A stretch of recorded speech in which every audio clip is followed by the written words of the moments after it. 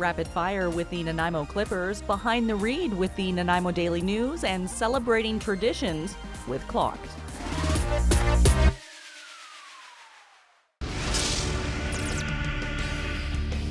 Welcome to Nanaimo Clippers Rapid Fire. I'm Dan Marshall. Today I'm joined by Clippers forward DJ Petruzzelli. DJ, up until now, what's been your career hockey highlight? Probably my freshman year of high school playing at Fenway Park in an outdoor game. That was really cool. When you need to get pumped up for a hockey game, what's your favorite warm-up tune? Back to Back by Drake. Who is your hockey idol growing up and why? Joe Thornton, because he was the best player on the Bruins when I was growing up. If you could come back to life as an animal, which animal would you be and why? Probably a tiger because they're good looking. What's your preference, boxers or briefs? Oh man, boxers. What was the name of your first pet or your favorite pet? Thornton. What's the best thing about your hometown? Hot girls, I guess. How much Gatorade do you think you go through on a game day? Not that much, don't really drink a lot. What was the first job that you ever had, and describe it? I was a maintenance guy at a hotel, and so just made beds and cleaned rooms and stuff like that. That is the Nanaimo Clippers Rapid Fire with DJ Petruzzelli.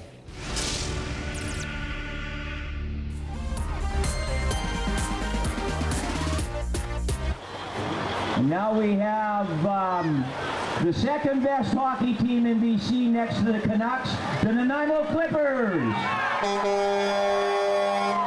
It really was great to see the Nanaimo Clippers here at the parade, strutting their stuff kind of down First Avenue for the 28th annual Ladysmith. Right back at you. Ladysmith light up. A scene like this, a small town, the sidewalks lined with families and generations, makes me feel like I'm in a Christmas or a holiday movie, and one of my favorite holiday movies is A Christmas Story, with that scene where all the boys are looking in the window wanting that Red Ryder BB gun. But I think this guy, not that guy, this other guy should be in a movie.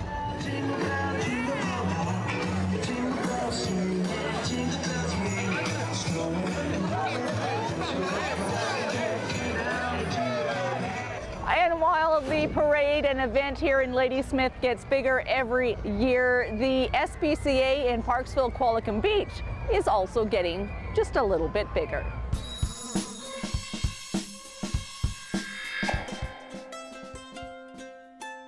We're really excited here at the Parksville, Qualicum Beach and District branch of the BCSPCA because today we have the opening of our new animal shelter building. It's for small animals, and there was a real need at this branch.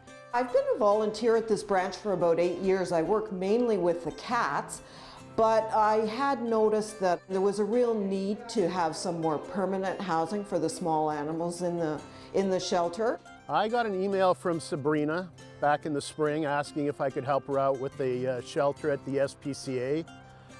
And you know, how do you say no to the SPCA? He responded within about half an hour and said he'd be happy to help out, and he basically took the ball and rolled with it. Everybody was more than willing to come out here and help, and some of the bigger players were really generous in donating materials and supplies.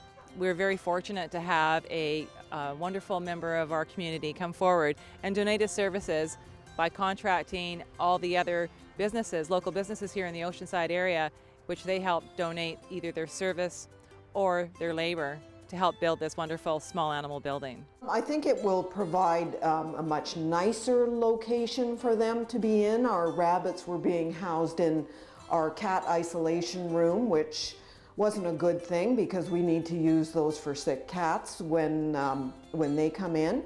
And it also gives the public a much better opportunity to view our small animals. They can come in here and interact with them.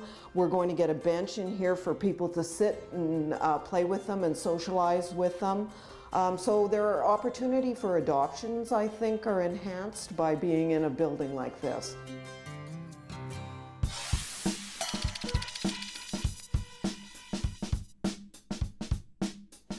Nanaimo is well known for putting out jazz greats, Christine Jensen, Diana Krall, of course. It's also gaining a reputation now for putting out fantastic young athletes. Scott McKenzie is with the Nanaimo Daily News.